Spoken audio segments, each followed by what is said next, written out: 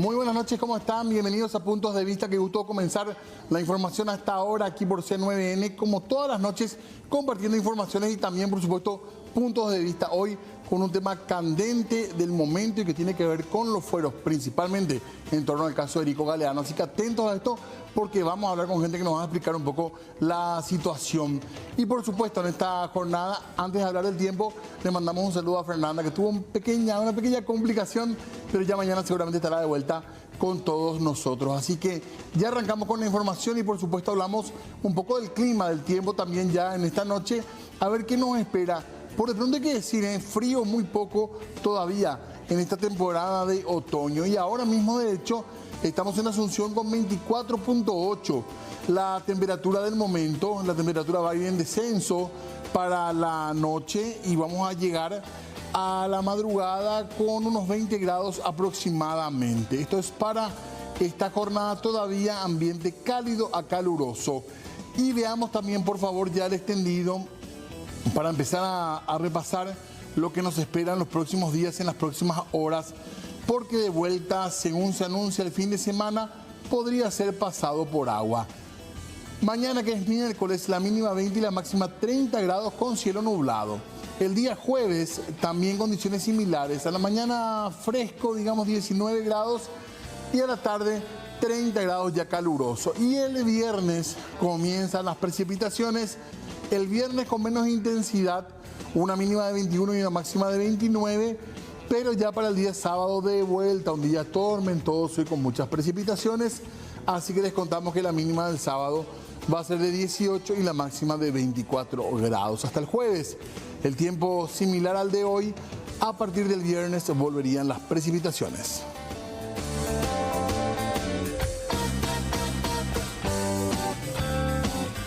Y atención con este tema porque estamos hablando ya de un cuarto foco de gripe aviar detectado por las autoridades y funcionarios del SENACSA.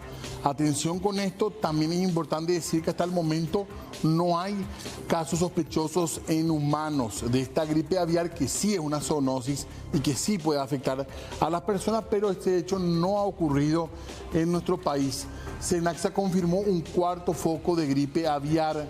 Esto es en el departamento de Boquerón, a través de estudios de laboratorio que se realizaron con las notificaciones sospechosas de gripe aviar.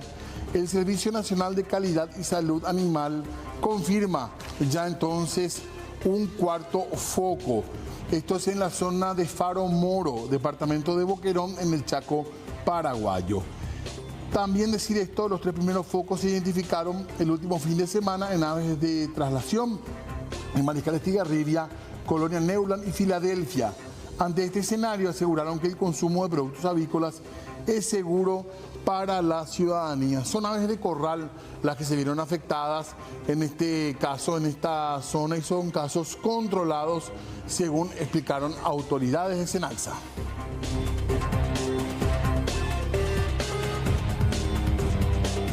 Y en este mes de mayo tan largo y tan complicado, qué bueno que ya podamos hablar por lo menos de algunos sectores que van a empezar a beneficiarse con el pago de los salarios. Ahí estamos compartiendo ya con ustedes los pagos de mayo de este 2023. El Ministerio de Hacienda anunció que comenzará a pagar a los distintos grupos de beneficiarios de pensiones del Estado ya el 24. El 24, de hecho, abonará a los excombatientes de la Guerra del Chaco sus pensiones y subsidios. En total, son 8 personas las que están cobrando en este concepto. Además, el jueves 25 ya se anunció también que la cartera pagará sus haberes a los jubilados y pensionados de la caja fiscal, que superan los 71.000 beneficiarios. También en esa fecha se va a proceder a la devolución de aportes y al pago de haberes atrasados. Y ya empezamos a hablar de lo otro. El jueves 26, funcionarios administrativos y personal de salud. El lunes 29, a la Fuerza de Salud Pública y el Poder Judicial. El martes 30, educación y universidades en general.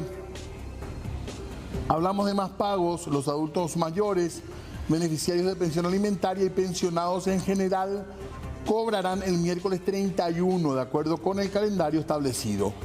Todos los desembolsos se van a efectuar a través de cajeros automáticos autorizados por el BNF en las distintas ciudades del país.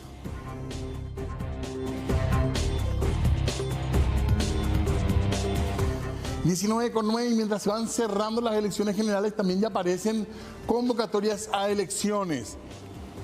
Hablamos de esto, 13 ciudades van a tener elecciones en septiembre. El Tribunal Superior de Justicia convocó a elecciones municipales para el próximo 10 de septiembre en 13 ciudades, en los departamentos de Central, San Pedro, Concepción, Cordillera, Itapúa, Caazapá, Paraguarí y Alto Paraná. Esto es debido a las vacancias producidas en esos distritos. Y estamos hablando de ellos: San Pedro, San Alfredo, Isla Pucú, Zapucay, Bicuí, José Leandro Oviedo, Santa Elena, Tobatí, Abaí, Santa Rita, Cambiretá, Villa Lisa y Capiatá. La fecha fijada para las elecciones internas en los partidos, movimientos y organizaciones políticas ya es el 9 de junio, mientras que los comicios municipales se van a llevar a cabo el 10 de septiembre.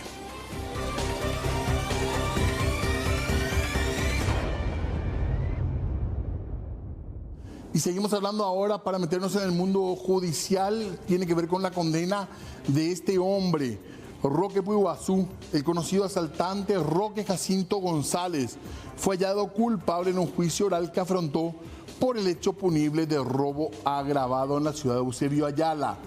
El hombre fue condenado a 10 años de prisión y también su cómplice, Diego Duarte, a 12 años de pena privativa de libertad.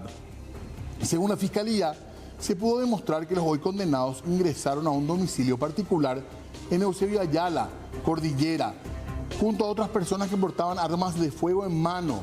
Los mismos se alzaron con sumas de dinero, celulares y vestimentas de las víctimas, así como otros elementos. Esto pasó en abril del año 2021. Recordemos que recientemente Puiguazú obtuvo también una condena de 13 años por otro hecho de robo agravado.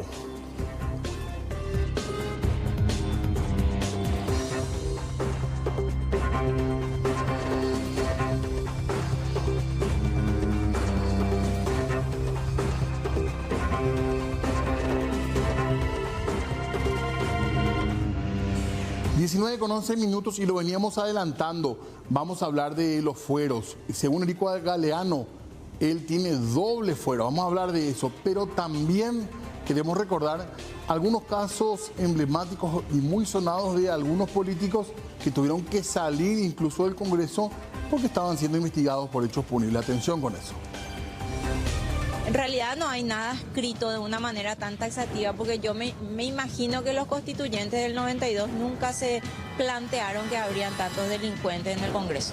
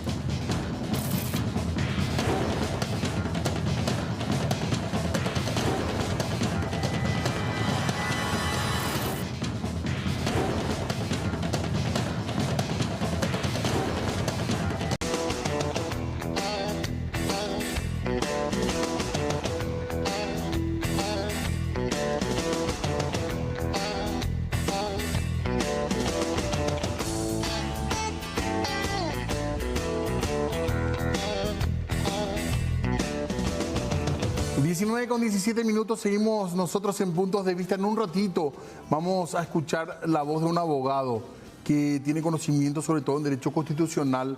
Hablamos de Hugo Estigarribia, que nos va a explicar un poquitito este tema de los fueros. ¿Qué significa realmente tener fueros o tener inmunidad parlamentaria?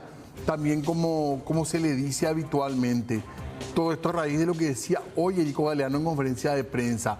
Así que vamos a hablar de eso, pero también les comentábamos que queríamos recordar algunos casos de parlamentarios que se vieron con complicaciones con la justicia y tuvieron, como en el caso de José María Ibáñez, por ejemplo, tuvieron que renunciar en el caso de Ibáñez por presión ciudadana. Entonces, ver un poquitito esto y recordar el caso del diputado colorado, quien fuera diputado colorado, José María Ibáñez, que presentó renuncia al cargo días después de haber sido salvado primeramente de perder su investidura.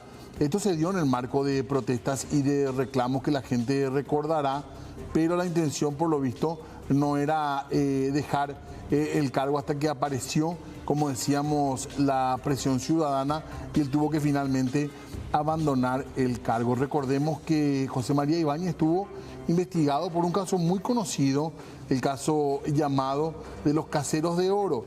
Básicamente era gente que estaba, según la fiscalía, que estaba trabajando en su casa, pero que estaba siendo pagada con salario público.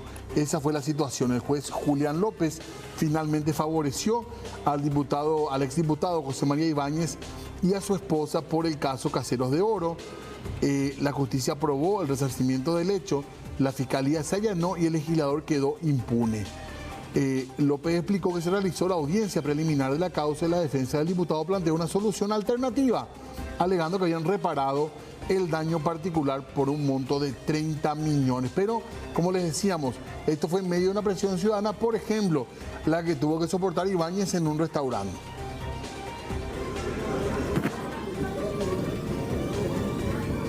¡Que se vaya! ¡Que se vaya! ¡Que se vaya! ¡Que se vaya! ¡Que se vaya! ¡Que se vaya! ¡Fuera Ibáñez! ¡Que se vaya! ¡Que se vaya! ¡Que se vaya!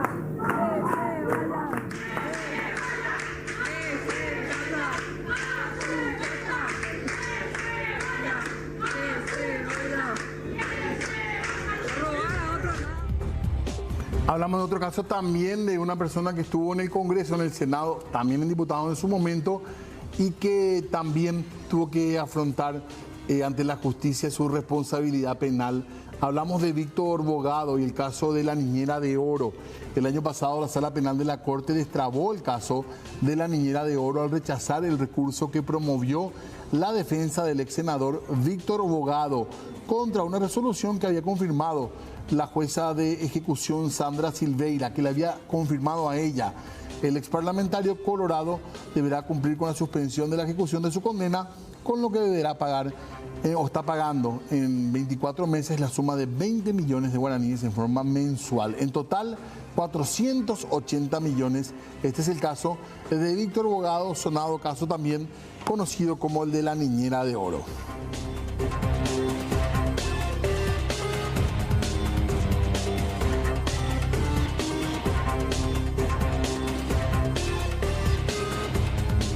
Más reciente todavía en el Poder Judicial, el caso de Miguel Cuevas, del diputado, también investigado por enriquecimiento ilícito. Continúa el juicio oral y público que se le sigue al diputado Miguel Cuevas. Él está acusado por el Ministerio Público por presunto enriquecimiento ilícito y declaración falsa.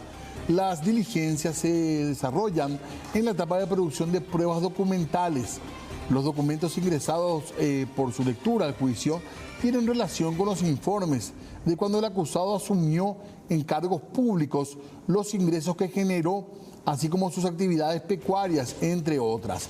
La Fiscalía sostiene que el diputado Cuevas no pudo justificar la suma en su patrimonio de más de 5.000 millones de guaraníes de ganancias obtenidas entre los años 2009 y 2019.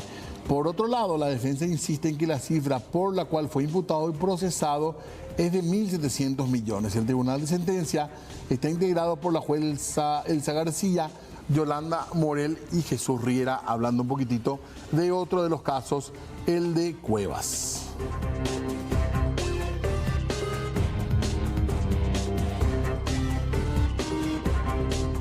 Y otro caso también muy conocido, porque él en su momento también fue un diputado muy conocido, al menos en términos mediáticos, es el de este hombre del Partido Liberal, en este caso Carlos Portillo, y su posible tráfico de influencia. Tiene que ver también con grabaciones que aparecieron. El parlamentario Carlos Portillo fue acusado por el Ministerio Público por el hecho punible de tráfico de influencia. La fiscal anticorrupción, Liliana Alcaraz, fue quien presentó la acusación contra el diputado de Alto Paraná por un caso de audios filtrados que lo involucran en un proceso judicial tramitados en los tribunales justamente de Alto Paraná. El escrito de imputación fue presentado por la representante del Ministerio Público y refiere que Portillo mantuvo una conversación telefónica con la contadora Auda Fleitas de Jiménez, procesada por producción de documentos no auténticos y estafa. En el audio, el legislador le dice a la mujer que 2 camaristas de los 3 encargados ya habrían firmado una resolución favorable por su caso. Los jueces encargados eran Aniceto Amarilla, Miriam de Mesa e Isidro González Sánchez.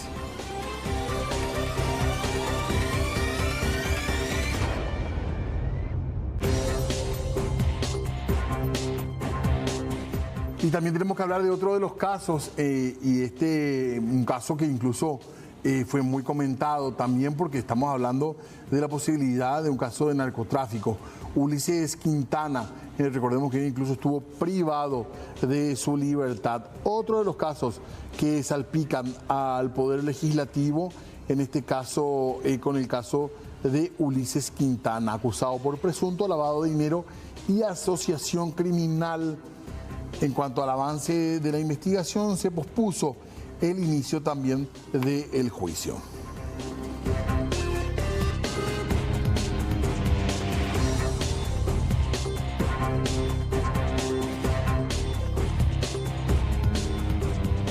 Y seguimos nosotros hablando de otros casos, también ahora que ha puesto en un dilema en general a la justicia electoral y también a la ciudadanía, el caso de este hombre, Rafael Esquivel Mbururu. Esquivel tiene muchas causas o varias causas en realidad. En total son como 30 los antecedentes judiciales que él tiene. Varios de estos casos todavía no se resolvieron. Él, por ejemplo, ahora habría aceptado los cargos en un caso de estupro, ni más ni menos.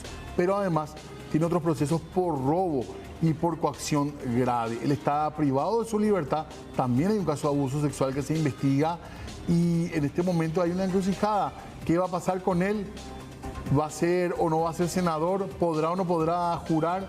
Es una de las interrogantes que tenemos también para esta noche. 19:25, el caso Mbururu o los casos Mbururu. En realidad, la duda es si podrá llegar o no podrá llegar al Senado. Y vamos a hablar de eso y también del tema que planteábamos de origen con nuestro invitado de hoy, el doctor Hugo Estigarribia, que ya tiene la gentileza de acompañarnos aquí en estudios. ¿Qué tal, doctor? ¿Cómo estás? ¿Cómo estás, Diego? Un saludo a vos. Buenas noches y gracias. A la teleaudiencia, un placer estar aquí. El caso Mbururu en particular, ¿qué se puede decir? Más allá del comentario político de... El caso de él está en desarrollo. Sí. A él le favoreció la presunción de inocencia. Claro. La Constitución no tiene condena firme ejecutoriada, no tiene condena incluso, entonces pudo ser electo senador. Incluso puede ser proclamado como senador por la justicia electoral. Pero hay que entender que todavía no es un senador electo. Hoy se instaló una duda si senador electo era del día que se le eligió, el 30 de abril, o habría otro día. Bueno, el día 30 de abril fue el día en que fue votado Mbururu. Es el día de las votaciones, es el día que fue el candidato, que él recibió el sufragio pasivo, el derecho a ser votado. Ahora, el día en que sea proclamado, tras el juzgamiento, que se haga todas las actas, resueltas todas las nulidades, impugnaciones, pedido de anulaciones, etcétera, etcétera, cuestionamiento que haya, y ahí se compruebe que su lugar en la lista de cruzadas nacionales es tal, y se lo proclame, la justicia electoral por resolución, lo proclame, ahí va a ser senador electo. O sea que en realidad en varios casos nos estamos apresurando a utilizar el término electo. Incluso yo vi que algunos diputados cometieron ese error, ¿verdad? Incluso abogados vía Twitter estaban hablando de que el día 30 de abril fue el día en que fueron electos. No, señor, ese día fueron votados, ese día eran candidatos, pero para pasar del estadio de candidato a electo representante está el juzgamiento y está la decisión de la justicia electoral. Cuando esa decisión... Esa es la proclamación. Claro, ahí se produce con la proclamación.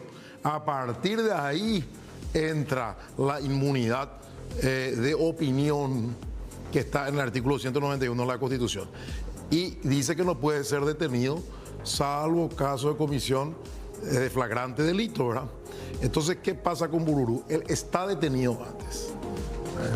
O sea, pero Hasta hay un impedimento físico. Sus abogados van a plantear que se le libere la detención en base al 191 cuando él sea proclamado, seguramente.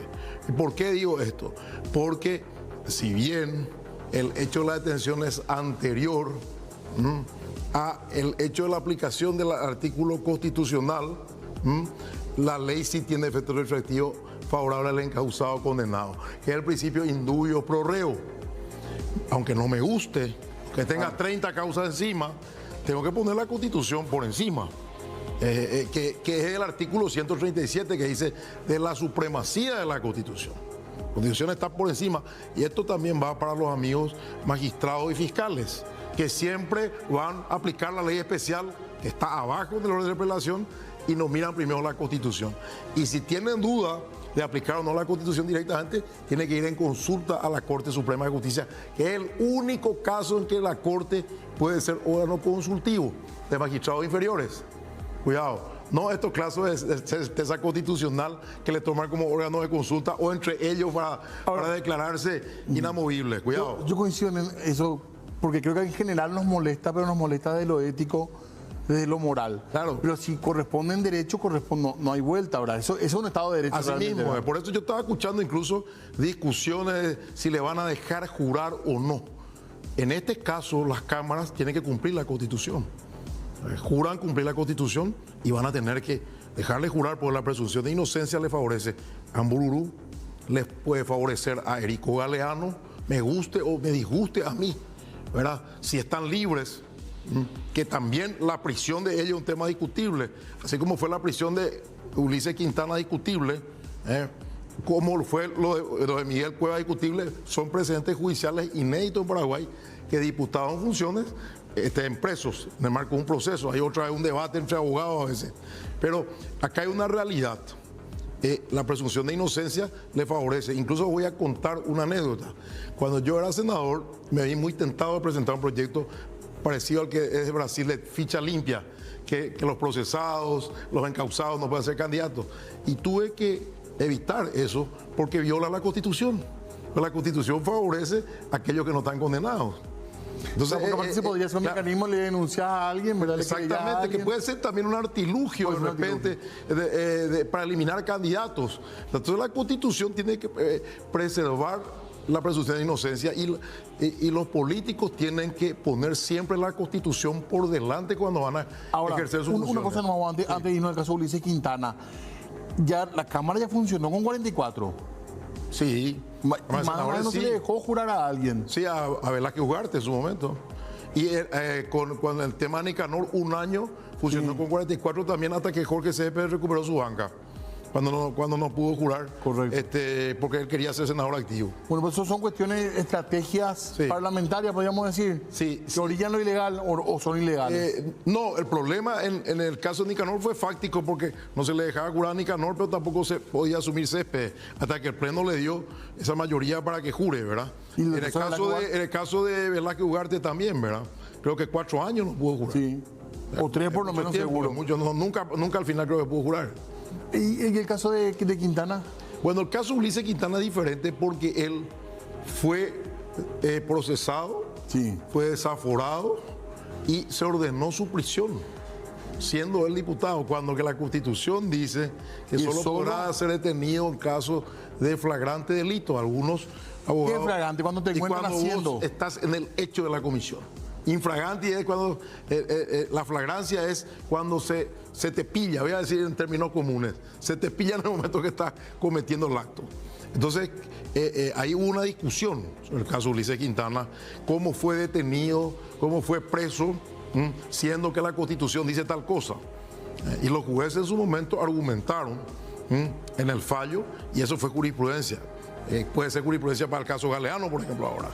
Porque es importante que entendamos que acá no hay una jurisprudencia es el fallo de los tribunales en un mismo sentido ante situaciones similares. Que sienta precedente ya. Exactamente, que sienta. En Paraguay la jurisprudencia no es obligatoria, como lo es en el derecho anglosajón, como no es en Estados Unidos, que la jurisprudencia de los tribunales de la Corte Suprema incluso hace fuerza de ley. Por eso es la pelea entre conservadores y progresistas para la Corte Suprema, ¿verdad? Entonces es muy interesante entender que acá la jurisprudencia no tiene fuerza obligatoria para el tribunal siguiente. incluso hay contradicciones en el mismo tribunal, dictan fallos diferentes ante situaciones iguales, sin tener en cuenta su propia opinión. Pero es un precedente que determina que un legislador fue detenido poniendo en entredicho el 191. Igual, por sobre todo esto que es constitucional, Sí. está siempre la pregunta, ¿cómo personas sobre las que hay sospechas tan graves de pertenecer a una asociación de narcotráfico o de violar a una persona menor de edad reciben voto? Bueno, Esa otra discusión. claro, ¿cómo Erico Galeano tuvo 28.000 votos, de los cuales hoy hizo gala? Me debo a 28.000 votantes, como Bururu tuvo 51.000, 54.000, porque ahora con el bloqueo ya no es que le votaron Claro, a la lista. no hay sábana. O sea, la cantidad de votos a la lista favoreció que él entre en la proporción, un Bururu o un Erico, pero tuvo nominalmente 28.000 votos o 54.000 votos nominalmente. Quiere decir que esas personas le votaron desbloqueando a ellos. Vamos a hablar de eso y vamos a hablar del caso Galeano, por supuesto, pero queríamos recordar lo que decía Ulises Quintana justamente el día de hoy. Este proceso específico de Erico Galeano se ha iniciado hace 1 año y medio y raramente ahora empujan el proceso a días de que él esté jurando como senador. Es una cuestión que llama la atención y que tiene lógicamente un tinte político.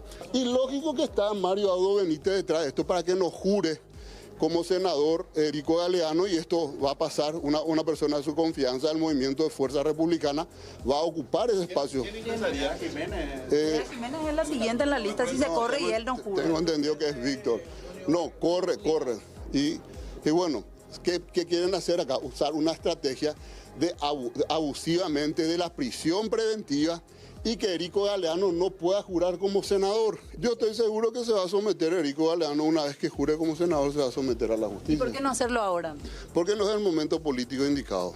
¿Por qué no es el momento? Porque todavía no es Y gobierno. porque, el presidente- porque no es gobierno, y esto lo único que quieren hacer es decir y sacar nuevamente en las tapas de diarios: diputado de honor Colorado va a prisión, que va a vender, ¿verdad? Y va a desacreditar, sí, al gobierno. Pero como les digo, hay...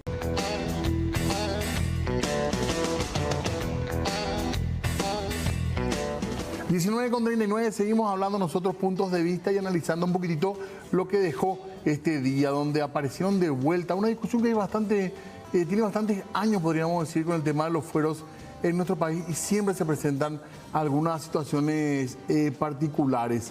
Hoy, en conferencia de prensa, se especulaba qué podía decir Erico Galeano. Algunos decían, ¿va a renunciar? ¿No va a renunciar? Finalmente no solamente que no va a renunciar, sino que dijo ser un perseguido, entre otras cosas. Este para mí es una persecución política en donde se están llevando a cabo atrocidades jurídicas desde el primer momento en que me están imputando, teniendo yo fueros. Yo soy inimputable al tener fueros. Los fiscales en su calidad de tales, lo máximo que pueden hacer hoy día, podían haber hecho, no lo hicieron, era solicitar mi desafuero a los efectos de mi imputación. Y a partir de la pérdida de mis fueros, ahí se hacen las cuestiones jurídicas correspondientes. Pero hoy día, con los fueros con los cuales yo estoy munido, soy inimputable. Yo no tuve ningún contacto con la gente, ni con el señor Marcet, ni con el señor Ifrán. Bueno, ahí está. Apareció, esto sí creo que es nuevo, lo de doble fuero. ¿Hay eso? No. Primero él dijo que es inimputable. Inimputables son los niños adolescentes hasta los 14 años, los dementes, los sordomudos que no se pueden dar a entender por escrito, claro. ¿Verdad? Él no está en esa categoría. Estuvo muy mal que él diga es un diputado de la nación, ¿verdad? En segundo lugar, no hay doble fuero. No hay doble inmunidad, hay una sola. En los fueros, y los fueros en este caso no corresponden al proceso que él tiene. Pero los fueros, según el artículo 191 de la Constitución, son para la opinión que emita como legislador. Lo que sucede con nuestros magistrados es que en la aplicación del Código Procesal Penal, ellos piden el desafuero de un diputado o un senador por causa ajena a su condición de legislador. ¿Qué pasa con la Constitución, señores magistrados?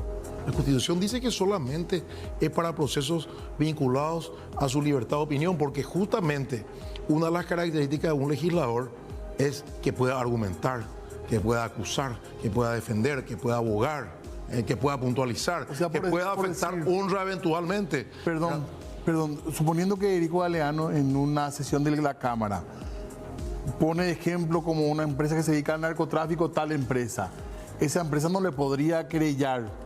Bueno, ahí entra justamente Por su fuero con la fuerza de la Constitución. Pero no para delitos comunes. Pero no para delitos comunes. Pero ¿qué hacen nuestros, Pero nunca se ¿qué entendió hacen así. nuestros fiscales o nuestros jueces? Dependiendo del caso, ¿verdad? Ahora los fiscales son los que piden. ¿Qué piden ellos? Ellos piden desafuero por cualquier causa, ¿verdad? Entonces, con esto, antes los jueces y después ahora los fiscales, con esto abrieron la posibilidad al blindaje en las cámaras legislativas. Hoy un funcionario corrupto, un intendente, un concejal, un gobernador, un ministro que defalcó algo, ahorra, se presenta a campaña, entra como senador y diputado y después tiene blindaje en las cámaras. Las cámaras se convirtieron en cámaras de blindaje, sobre todo la Cámara de Diputados, lamentablemente, ¿verdad? Entonces, se ha vuelto un aguantadero de presuntos delincuentes en las cámaras legislativas. Claro, ¿por qué? Porque con mayoría evitan ser procesados. Algunos pueden ser reelectos 2 o 3 periodos. Y durante 15, 20 años nunca van a poder ser investigados porque nunca se les desaforó. Entonces esto, lamentablemente, se hace, incluso en una entrevista una vez radial, un juez lo reconoció tácitamente, que no quieren irritar a los legisladores que tienen su representante en el jurado de enjuiciamiento. No hay en un la problema en Cámara. la redacción del artículo. No. Muchos dicen que es un problema. No. El encabezado del artículo dice eso. El 191 dice: no podrá ser acusado judicialmente el legislador en libre opinión o en su función Ahí se legislativa. entiende que es solamente para la función legislativa. Claro, está bien, claro. Ahora hay algunas patas que hay que completar en la mesa. Por ejemplo, a mi criterio, la Corte Suprema de Justicia debería reunir a todos los magistrados del Foro Penal o dictar una acordada donde el estricto cumplimiento del artículo 191 determina que el desafuero solamente se pide en casos relativos al cumplimiento de las funciones de legislador. Y nada más. El Ministerio Público con respecto a los fiscales lo mismo. O sea, cortar de raíz de donde se está desviando el asunto. ¿El fiscal general puede opinar de esto? ¿Perdón? ¿El fiscal general podría opinar El de esto? fiscal general con respecto a sus agentes fiscales. ¿Pero le comprometería, digo, o no? No, yo creo que no. Un segundito, porque tenemos lo que decía también Eusebio Ramón Ayala. ¿Vos crees que puede estar preso, Erico? Yo con la creo inmunidad que actual? hay una jurisprudencia como la de Ulises Quintana y como la de Miguel Cuevas que fueron presos. Pero si aplicás literalmente la Constitución, aunque algunos se enojen conmigo, yo creo que no puede ser detenido. A ver qué decía otro abogado también, en este caso senador activo también, que habla de la Constitución, Eusebio Ramón Ayala. Detenido, no desaforado. ¿Entiende? Ok. No puede ser detenido desde el día de su elección. Pero en realidad, la prisión preventiva se tiene que utilizar solamente cuando es imprescindible para el proceso. Cuando es imprescindible, así lo dice la Constitución. Y eso está reglamentado en el Código Procesal Penal. No como la primera medida que hacen normalmente los jueces. No digo en el caso de este señor, sino de cualquier persona que dicta una orden de detención mientras se discute, mientras reúne las pruebas, mientras demuestra, etcétera, y puede pasar 1 año, 2, 3, 4, 5, 7, 10 años. Tenemos innumerables casos en esas circunstancias. Y además, cuando es una cuestión mediática, los jueces que no son electos por voluntad popular parece que también interpretan de que tiene que estar bien con una parte de la opinión pública y aplican otras reglas. No digo en este caso, normalmente cuando hay un caso mediático importante. Lo único que se puede discutir es el día de la elección. Si la elección se operó el 30 de abril o con la proclamación. Eso es lo único que habría un margen para interpretar. Pero en realidad el día de la elección es el 30 de abril. Ese es el día. Y eso es categórico. Puede haber otros casos, ¿verdad? Un parricida o algún otro caso mediático que pueda ser importante, ¿verdad? Pero en este caso no merece pena corporal y porque no fue hallado en flagrante delito. Ningún senador o diputado podrá ser detenido desde el día de su elección hasta el cese de sus funciones, con una sola excepción, salvo que fuera hallado en flagrante delito que merezca pena corporal. No hay lugar a una interpretación diferente. Senador, nos guste o no nos guste, no hay ninguna posibilidad de interpretar de otra manera.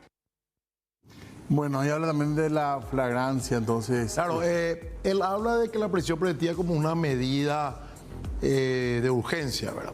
Yo recuerdo que nosotros tuvimos un debate breve en la Católica, académicamente conocido Ramón y algunos magistrados, y posteriormente... ¿Qué también es docente? Decía términos normales, así, fuera de una reunión de profesores, y después algunos magistrados que estuvieron ahí fueron y decretaron la detención de Ulises Quintana, ¿verdad? Fue una cosa casual, ¿verdad? Pero es muy discutible. Lo que pasa es que la Constitución no admite discusiones. El texto constitucional es muy claro. No podrá ser detenido. Entonces, ahí no hay margen para decir puede ser detenido, puede prisión preventiva, pero sin embargo, ya hay jurisprudencia de jueces que le detuvieron. A Ulises Quintana, a Miguel Cuevas. Entonces, con esa jurisprudencia, tal vez Erico Galeano pueda ser detenido, pero yo creo que los abogados de él van a argumentar esta supremacía constitucional. Incluso creo que es una buena oportunidad para que los magistrados intervinientes en el caso ahí paren la pelota y vayan a la Corte. Porque la Corte es la que opina sobre esto, tiene una sala constitucional, pero porque es una cuestión de duda constitucional. Y ellos tienen la obligación de aplicar primero la Constitución.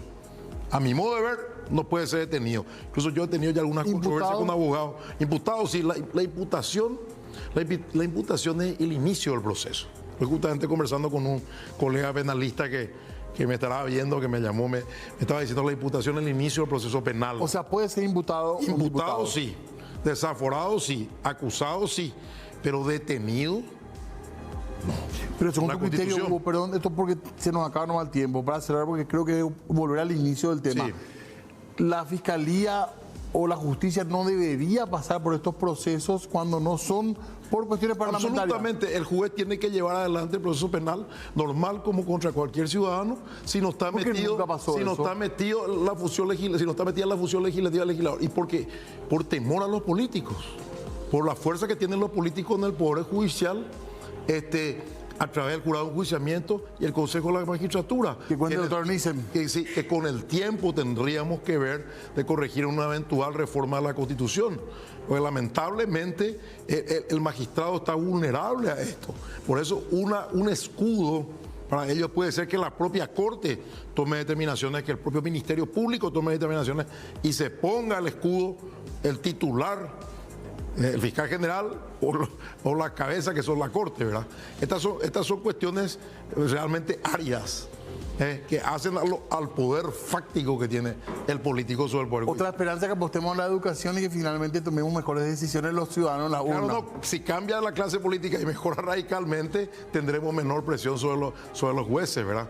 O sea, y probablemente no tendremos estos episodios de discutir fuero o desafuero de políticos, que son un escándalo, que en Japón generarían el suicidio de un legislador por defender su honor. Gracias por el tiempo, muy amable. Muchas gracias a ustedes. Un placer realmente a vos, Diego, y a todo el equipo del canal. Muchas gracias, muy amable. Buenas noches. Hugo Estigarribia hablando con nosotros de Derecho Constitucional en esta noche. Para mí aunque sea al principio, es revolucionario volver a eso, que pueden ser imputados por delitos comunes. Hacemos una breve pausa ya.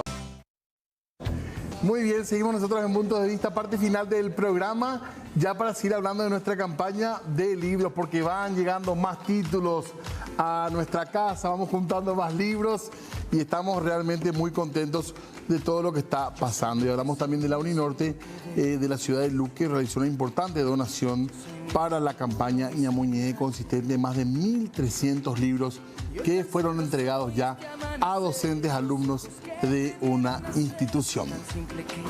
Estamos muy orgullosos por la campaña que viene realizando la Uninorte. Tiene un lema muy importante que es calidad, ciencia y cultura. Y acá en la sede de Luque nos sentimos muchos más orgullosos en el sentido de que estos alumnos han hecho realidad esta campaña de Ñamoñe'é. Acá llegó, por ejemplo, este libro de poesía paraguaya de Teresa Méndez, la recopilación, y hay poesía genial para los chicos, para los jóvenes. Esto va a ser... La escuela que se lleva este libro lleva oro, así que gracias a toda la gente por las donaciones. Cambiamos de área, qué interesante lo que se viene. Estamos entre atentos al tema y también un poco con ganas de jugar con alguien que se vino para acá. En instantes, Cuba, pero no se pierdan.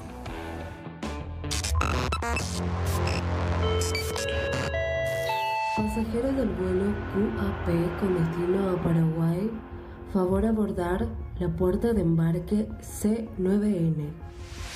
Martes 23 de mayo, 20 horas. Casi 12.000 dosis de éxtasis a nuestro país a través del aeropuerto Silvio Pettirossi. Casi 12.000 dosis. Clorhidrato de metanfetamina.